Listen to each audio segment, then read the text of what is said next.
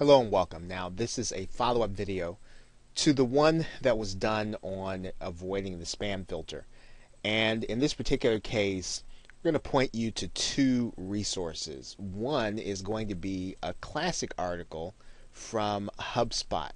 And if you Google the article, it's called The Ultimate List of Email Spam Trigger Words. And there is one more that I do want to show you, but this one is pretty good.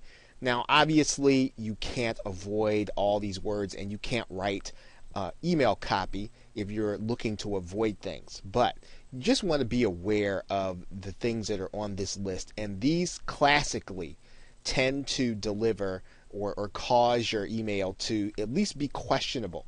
Right? These will not land your emails into the spam filter altogether.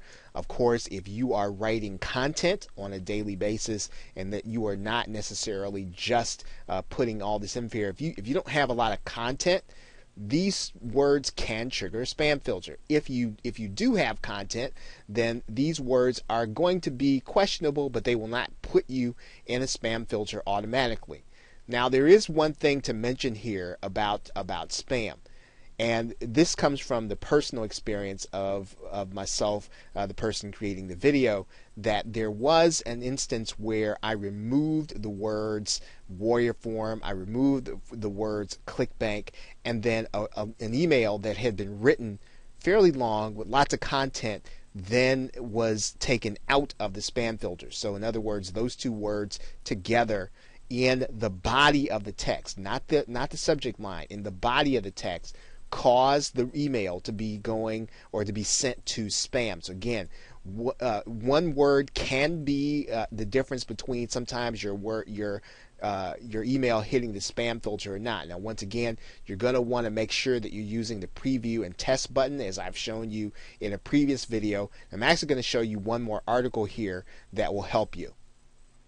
Now, there is a list of 100 spam trigger words, and a lot of bloggers have kind of redone the same list, and they've passed it on from year to year. So if you find any of these articles when you Google spam filter words, they're going to have pretty much the same 100 on any particular list. So this particular blog is not any better than any other one.